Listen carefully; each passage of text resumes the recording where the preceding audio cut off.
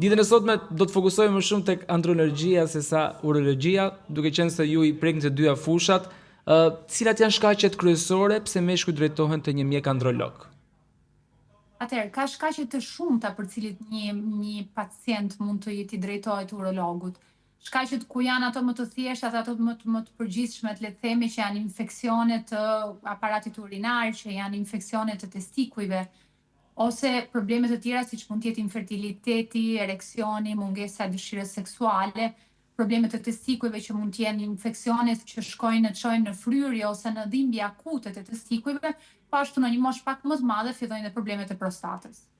Doktoresha, ju e thatë që është shtuar shumë edhe infertiliteti mashkullor, pse është përhapur kaq në masë? Sepse neve shpeshherë jemi të mësuar me infertilitetin femëror, për mashkullor ndoshta e flasim më pak. Po atëherë, le të themi që përgjithsisht në 15% të çifteve kemi problem infertiliteti. Kështu që është një problem që është goxha i madh, le të themi, nuk është i rrallë.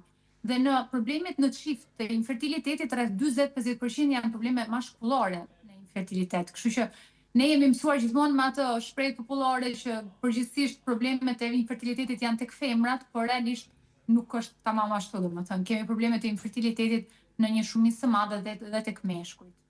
Ama kemi një ndarje mes infertilitetit dhe sterilitetit, apo jo? Ai që është infertil, le të themi, nuk është steril. Atëherë, nuk është një ndarje e saktë mes së dyjave, domethënë, ai që është infertil do të thotë që ka një mundësi më të vogël për të pasur fëmijë, për të arritur, domethënë për të pasur një fertilitet që të çojë në një rezultat. Ndërsa ai që është steril, le të themi që mundësitë për të pasur një fëmijë në mënyrë natyrale janë gati baraz zero. Doktoresha, kur duhet një mashkull që të bëjë analizat e spermës? Atëherë, një mashkull duhet të bëjë analizat e spermës zakonisht, nëse flasim për infertilitetin, le të themi mbas një viti, domethënë mbas 12 muajsh që një çift ka marrëdhënie seksuale të vazhdueshme dhe në mënyrë të pambrojtur dhe është duke kërkuar fëmijë dhe ky fëmijë nuk arrin.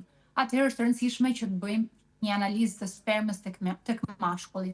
Po ashtu, nëse partnerja është më shumë se sa 35 vjeç, zakonisht kjo periudhë shkurtohet dhe analiza e spermës bëhet brenda 6 muajsh. Në raste të tjera kur bëjmë analizën e spermave mund të jetë në probleme të testikujve, siç janë për shembull kanceri i testikujve ose probleme të ndryshme të testikujve që shkojmë dhe kërkojmë le të themi që shkojmë dhe bëjmë analizën e spermës për të parë gjithë cilësitë e spermës. Qartë, a ndikon mosha e mashkullit në aftësinë për të pasur fëmijë? Ka një lloj ndikimi në këtë raport? Absolutisht po. Domethënë, ne gjithë e dimë që mashkulli prodhon spermë gjatë gjithë jetës. Por ai prodhimi i spermës nuk ka të njëjtin cilësi në çfarëdo lloj faze të jetës. Normalisht me kalimin e vitës, cilësia e spermës mund të zvogëlohet dhe po ashtu që domethënë ul mundësinë për fertilitet, po ashtu mund të kemi edhe një fragmentim të ADN-s që mund të çojë në probleme gjenetike, domethënë nëse në një të ardhme një moshë më e madhe mund të ketë fëmijë. Doktoresha, çfarë roli luan testosteroni në organizmin mashkullor? Testosteroni në organizmin mashkullor është shumë i rëndësishëm, le të themi që është hormoni kryesor në një mashkull dhe luan një rol të rëndësishëm në totalitet. Luan një rol të rëndësishëm në dëshirën seksuale, në disfunksionin erektil, luan një rol të rëndësishëm në masën muskolare ose në shëndetin kockor, po ashtu dhe në humor. Domethënë që të kemi një energji më të mirë, përgjithsisht që të kesh një energji më të mirë, duhet të kesh një testosteron në nivel normal fiziologjik. Cilat janë shenjat nga ana tjetër që tregojnë nivel të ulët të testosteronit? Shenjat që tregojnë nivel të ulët është mungesa e dëshirës seksuale, disfunksionet të erektile, nganjëherë le të themi ai temperamenti pak më shumë depresiv, masa muskolare që është pak më e ulët, ose probleme dhimbje të ndryshme të kockave.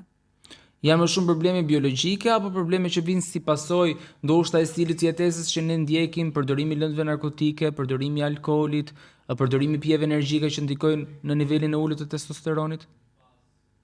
Kjo është një pyetje shumë e saktë sepse po, realisht ulja e testosteronit ka normalisht ato fazën fiziologjike të saj, kështu që nuk mund të kemi një nivel të testosteronit të njëjtë në 20 vjeçar, ashtu siç mund ta kemi në një 50-60 vjeçar. Dhe ajo është fiziologjike që me kalimin e moshës, niveli i testosteronit në mënyrë fiziologjike fillon dhe ulet. Por ama në një moshë të re, nëse kemi problem të testosteronit, përgjithsisht ka shumë rëndësi stili jetesës. Normalisht në një person që ka një stil jetese jo të rregullt, ashtu siç mund të jetë mungesa e aktivitetit fizik, duhanpirja, alkooli, konsumimi i lëndëve narkotike ose mbipesha, mund të ndikojnë në uljen e testosteronit. A janë të rrezikshme terapitë hormonale kur merren pa një kontroll mjekësor? Terapitë hormonale janë shumë të rrezikshme kur merren pa kontrollin mjekësor, sepse mund të çojnë në një çrregullim hormonal që është më e vështirë pastaj për të arritur dhe mund të krijojnë efektin e kundërt, sepse realisht mund të shkojnë dhe të rrisin nivelin e estrogjenit nëse merren me një formë jo të kontrolluar dhe mund të çojnë probleme si në fertilitet, ashtu në disfunksionin erektil, kështu që nëse mendojmë që duke marrë testosteronin në çfarëdo mënyre kemi gjitha benefitet e testosteronit, nuk është e vërtetë. Testosteroni duhet marrë në mënyrë shumë të kontrolluar, sepse ai në momentin që ne mendojmë që kemi benefit, realisht ne shkojmë në atë efektin e kundërt, sepse kemi le të themi, organizmi ka një vetë kontroll të testosteronit që çon në një feedback në nivel të trurit edhe bën gjithë atë procesin e prodhimit të nivelit të testosteronit në një nivel të më stabil. Kështu që ai niveli duhet të jetë gjithmonë i kontrolluar dhe nuk duhet marrë pa kontrollin e një mjeku. Qartë, a ndikon stresi dhe mungesa e gjumit në shëndetin seksual? Absolutisht po. Stresi dhe mungesa e gjumit mund të ndikojnë pikë së pari në libidon, në dëshirën seksuale, po ashtu mund të ndikojnë dhe në disfunksionin erektil. Normalisht, që të kemi një jetë të shëndetshme seksuale, duhet kemi një jetë të shëndetshme ndërore.